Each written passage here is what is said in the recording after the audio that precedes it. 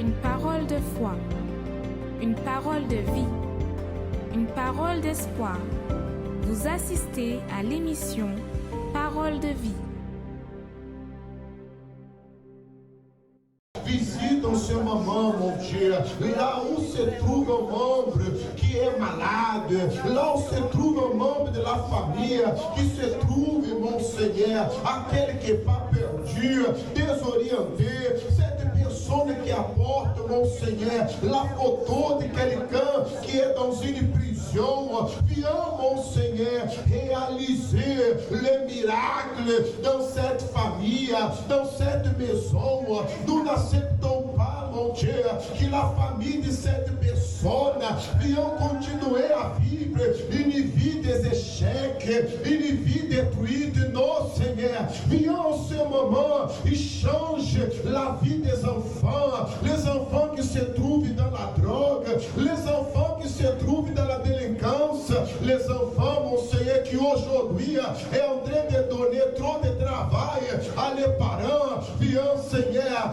viens délivrer les enfants, mon Seigneur, qui n'arrivent pas à réussir le niveau scolaire, le niveau de travail. Oui, les projets des enfants sont tous bloqués. Aujourd'hui, Seigneur, aujourd'hui, cette personne, elle passe avec la photo pour déterminer, Seigneur, le changement. Visite, oh Dieu vivant, là où se trouve le mari de cette femme.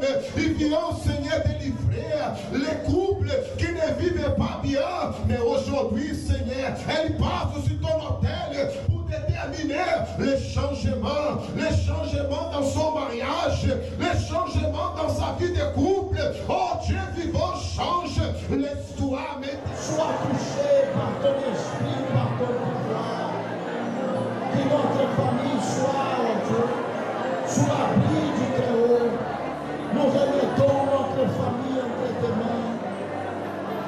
Nous remettons nos êtres chers entre tes mains, Seigneur. Sauve notre famille. Au nom du Père, du Fils et du Saint-Esprit, au nom du Seigneur Jésus. Au nom du Seigneur Jésus. Amen. Que le Dieu Tout-Puissant vous bénisse, hein? À vous et à toute votre famille. Je commence toujours l'émission de cette façon, parce que vous savez, la famille, elle est tellement importante. La famille, elle fait partie de notre vie en réalité. C'est pour cette raison que nous avons commencé cette émission avec cette image, cette vidéo de la prière que nous faisons chaque dimanche en faveur de la famille. Si votre famille, si votre vie, elle n'est pas sous l'abri du Très-Haut, elle n'est pas sous la protection du Très-Haut, alors qui pourra nous garder? Qui pourra nous protéger? Et je voulais commencer l'émission avec une parole qui est écrite dans le livre de Psaumes, chapitre 89, verset 20, qui dit comme ça: J'ai trouvé David, mon serviteur, je l'ai oint de mon huile sainte. Vous savez, la Bible parle que Dieu a trouvé David e a fait de David son serviteur. Vous avez déjà trouvé quelque chose que vous étiez en train de chercher e vous avez été tellement content dans la joie? La personne qui a perdu quelque chose, au moment qu'elle trouve ce qu'elle a perdu, e que pour elle, cela représente quelque chose d'une valeur inestimable, elle est tellement contente. Imaginez-vous au moment que la Bible parle que Dieu a trouvé David, son serviteur. Dieu n'a pas seulement trouvé David, mais il a donné l'onction à David. Je ne sais pas si vous avez été abandonné par la famille. Je ne sais pas si vous avez été abandonné par soi-disant les amis, parce que s'ils étaient vos amis jamais ils allaient vous abandonner. Bref, je ne sais pas si vous avez été abandonné par quelqu'un que vous aviez une grande considération, mais peut-être aujourd'hui vous n'avez plus rien à donner à cette personne. Dans ce cas, elle vous a lâché, elle vous a abandonné. Mais sachez, mon ami, d'une chose, Dieu, il veut vous trouver. Dieu, il veut vous trouver. Dieu, il veut vous accorder l'onction de pouvoir changer votre histoire. David, lorsque nous lisons l'histoire de David, David, il était un homme qui, son père, n'avait aucune considération envers lui. Ses frères, on ne parle même pas. Mais au moment que Dieu a trouvé David, et que le prophète Samuel, il est venu oindre David, David a été honoré, a été oint devant son père et aussi devant ses frères. Lorsque Dieu trouve une personne, ela peut être la dernière personne de ce monde, mais Dieu mettra cette personne dans un niveau d'honneur. Peut-être la médecine ne peut plus rien faire pour vous. Peut-être vous êtes quelqu'un que vous viviez dans le désespoir, dans l'humiliation, dans la honte totale. Vous ne savez même pas où y aller. Vous êtes ici, aujourd'hui les gens ne vous supportent pas. Vous êtes obligé de changer de maison, changer de quartier. Vous êtes quelqu'un que vous changez toujours. Vous n'avez pas une vie stable en réalité. Mais sachez que lorsque Dieu vous trouvera, et il est en train de vous trouver déjà en ce moment, au fait de rester là devant la télé et participer de cette émission Parole de Vie, c'est déjà un appel de Dieu pour chacun de vous.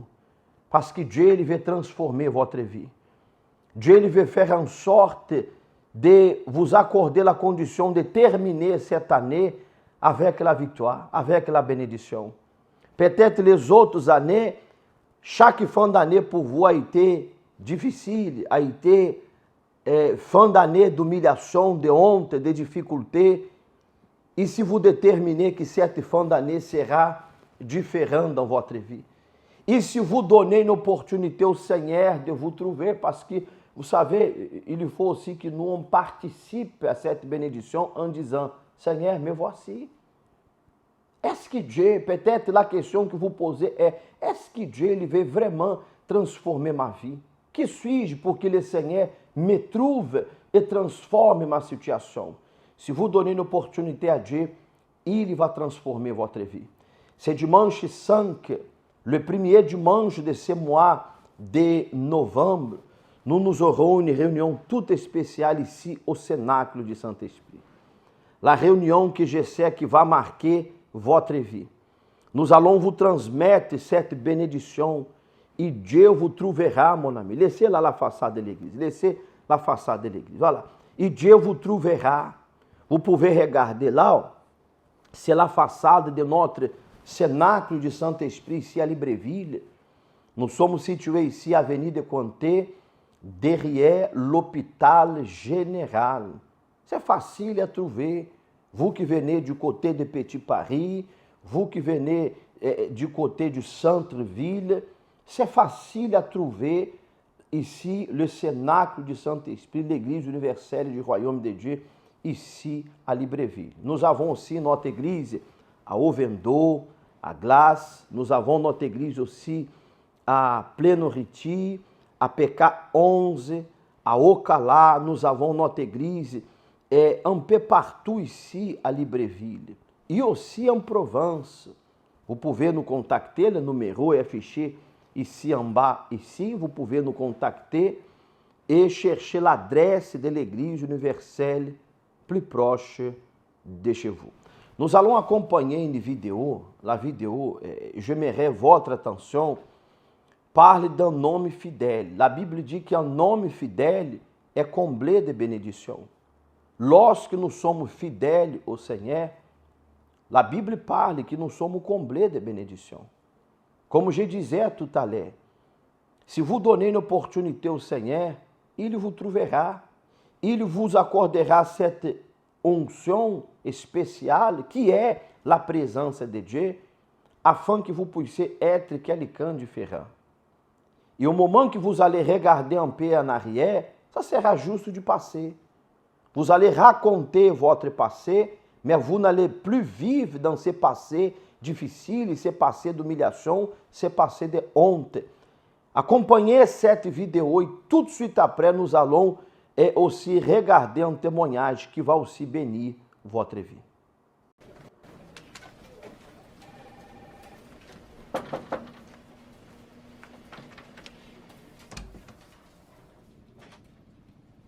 Ah, monsieur Martinez, asseyez-vous.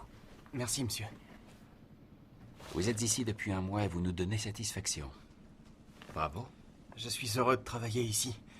Monsieur Martinez, la raison pour laquelle j'ai demandé à vous voir, c'est parce que je recherche un nouveau contremaître. Il y a plus de responsabilités, mais le salaire est en conséquence. J'ai pensé que ce poste pourrait vous intéresser. Oui, bien sûr. Mais avant que je prenne une décision définitive, j'aimerais que vous fassiez vos preuves dès la semaine prochaine. Et voici une liste de 17 colis de tissu qui devraient arriver. Et un de ces colis devrait être entreposé dans un autre endroit. Monsieur Martinez, quand vous ferez l'inventaire de la livraison, je vous demande de bien vouloir noter que nous n'avons reçu que 16 colis. On va recevoir 17 colis, monsieur. Mais vous voulez que j'en déclare 16? Oui, exactement. J'ai déjà quelque chose de prévu pour le colis supplémentaire.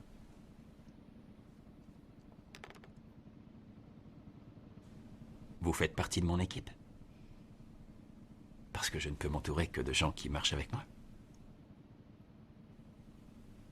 Si vous voulez, vous y réfléchissez et vous me donnez votre réponse demain. Passez me voir à 10 heures. Mais il faut que je sache si vous voulez vraiment ce poste. Bonsoir, monsieur.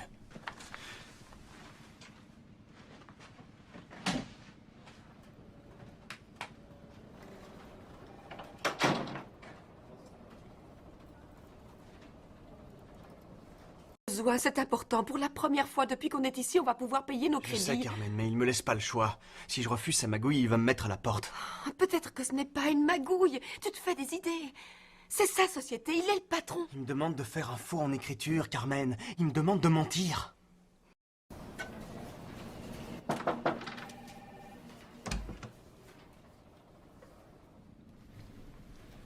Bonjour, monsieur. Bonjour, monsieur Martinez. Comment allez-vous ce matin? Bien, je vous remercie. Et vous? Je ne sais pas encore. Je vous en prie, asseyez-vous. Je pense que vous avez eu le temps de penser à notre conversation d'hier. Oui, monsieur. Qu'avez-vous décidé? Vous êtes dans mon équipe? Monsieur Tyson, je suis vraiment heureux de travailler ici. Mais je peux pas faire ce que vous me demandez. Et pour quelle raison? Parce que c'est mal, monsieur. Ce serait faire insulte à mon Dieu et à ma famille de couvrir un mensonge.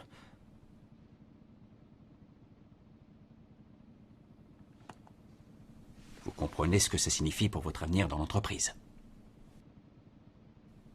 Oui, monsieur, je le sais.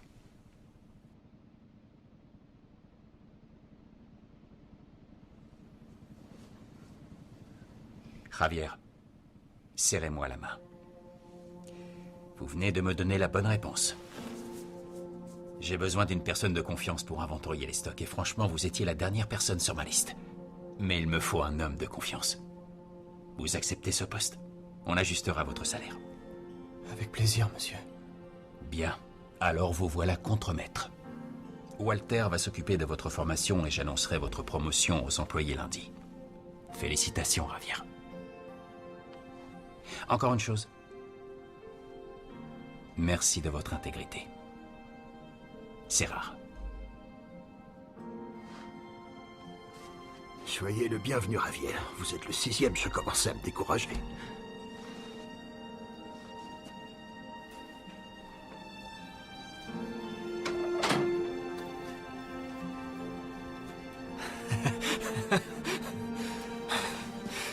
Bonjour, je m'appelle Madame Anastasie. Avant d'arriver à l'Église universelle, j'étais une femme complètement détruite.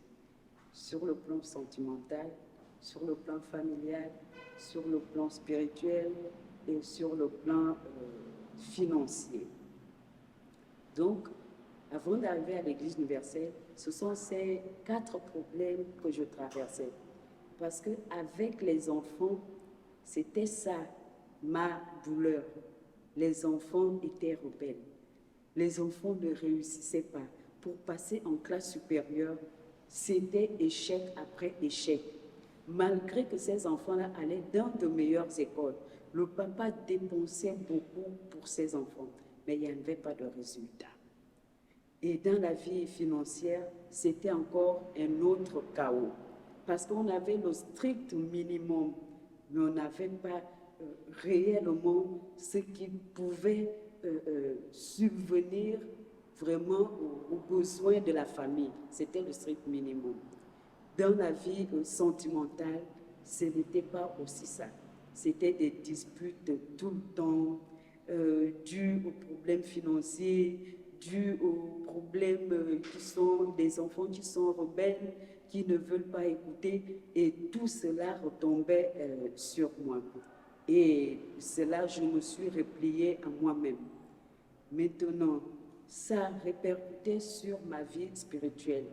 Parce que je ne pouvais plus supporter cette situation, les disputes à répétition, les enfants qui ne sont presque pas là à la maison, la défaite, tout ça m'a rendue triste, amère, angoissée.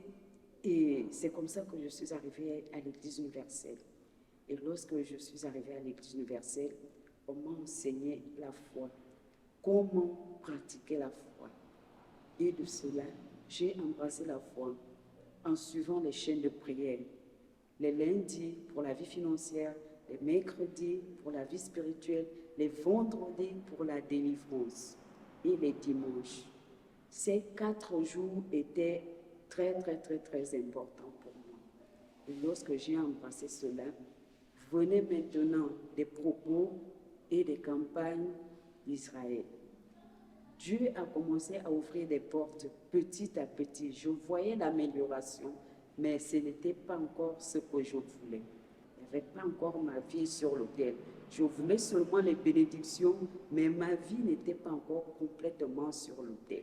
C'est ainsi qu'est arrivé d'autres campagnes et vu l'amélioration que j'avais vue pendant les chaînes de prière, je me suis lancée totalement en disant, il faut que cette fois-ci, si je veux voir le changement total dans ma vie, il faudrait que je dépose aussi ma vie. C'est ainsi, la campagne de Gédéon est arrivée. J'ai déposé et mon sacrifice et ma vie sur l'autel. Et en ce moment, je suis descendue d'une manière différente. Parce qu'en ce moment-là, j'avais cette assurance que Dieu allait totalement changer ma vie. Mais je n'avais pas encore reçu l'Esprit de Dieu. Il y avait déjà un changement total dans la vie familiale, dans la vie sentimentale et dans la vie financière. Et lorsque j'ai continué à monter sur l'autel de manière sincère, c'est là où Dieu m'a béni avec son esprit.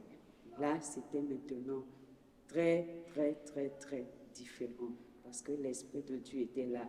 Et lorsque j'ai reçu l'Esprit de Dieu, Dieu a permis que je devienne une servante, chose que je ne pouvais pas imaginer. Parce que dans mes prières, je disais toujours à Dieu, Seigneur, j'ai beaucoup d'enfants, prends même un seul, même 2 pour qu'ils te servent sur l'autel.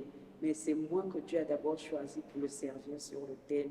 Et avec l'Esprit de Dieu, là, vraiment, dans la famille, ça va. La vie financière a pris une autre tournure parce qu'on ne fait que monter. Dieu bénit de manière que des choses que je ne m'y attendais même pas. Les enfants aujourd'hui réussissent tous. Chaque année, je n'ai pas d'échoué. Chaque année, c'est la réussite totale. Et je remercie vraiment Dieu pour tout ce qu'il a fait pour moi, grâce à la présence du Saint-Esprit. Et j'invite maintenant tous ceux qui n'ont pas encore compris que la véritable foi, c'est l'autel, d'embrasser réellement la foi sur l'autel. Je vous invite à venir à l'Église universelle. Visita o seu mamão, mon Dieu, là où se trouve un membre qui est malade, là où se trouve un membre de la famille qui se trouve, mon Seigneur, aquele qui n'est pas perdu, désorienté, cette personne qui apporte, mon Seigneur, la photo de quelqu'un qui est dans une prison, viens, mon Seigneur, réaliser les miracles dans cette famille, dans cette maison. Nous n'acceptons pas, mon Dieu, que la famille de cette personne vienne continuer à vivre une vie des échecs, une vie détruite. Non, Seigneur, viens en ce moment et change la vie des enfants, les enfants qui se trouvent dans la drogue, les enfants qui se trouvent dans la délinquance, les enfants, mon Seigneur, qui aujourd'hui est en train de donner trop de travail à les parents. Viens, Seigneur, viens délivrer les enfants, mon Seigneur, qui n'arrivent pas à réussir le niveau scolaire, le niveau de travail. Oui, les projets des enfants sont tous bloqués. Aujourd'hui, Seigneur, aujourd'hui, cette personne, elle passe avec la photo pour déterminer, Seigneur, le changement. Visite, oh Dieu vivant, là où se trouve le mari de cette femme. Il vient, Seigneur, délivrer les couples qui ne vivent pas bien. Mais aujourd'hui, Seigneur, elle passe sur ton autel pour déterminer les changements dans son mariage, les changements dans sa vie de couple. Oh Dieu vivant, change l'histoire. Sois touché par ton esprit, par ton pouvoir. Que notre famille soit, oh Dieu, sous l'abri du Très-Haut. Nous remettons notre famille entre tes mains. Nous remettons nos êtres chers entre tes mains, Seigneur. Sauve notre famille. Au nom du Père, du Fils et du Saint-Esprit, au nom du Seigneur Jésus. Au nom du Seigneur Jésus. Amen.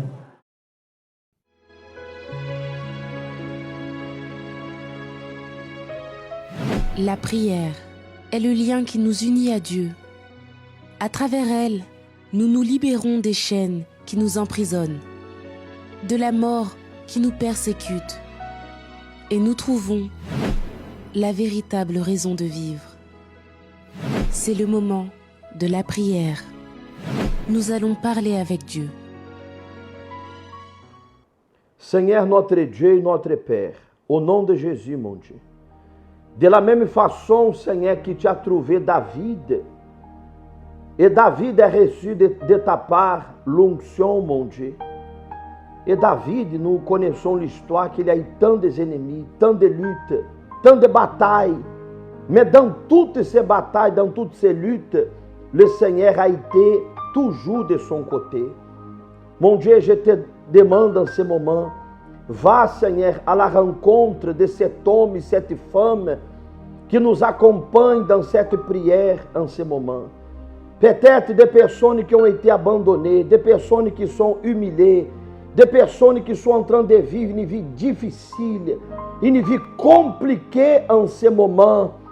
Mais Seigneur, au moment que l'onction de Dieu est dans la vie d'une personne, son histoire change. Peu importe, Seigneur, ce qui a été réalisé, ce qui a été, mon Dieu, fait contre cette personne. Lorsque Dieu nous trouve, notre histoire change. Les malades, Seigneur, sont guéris.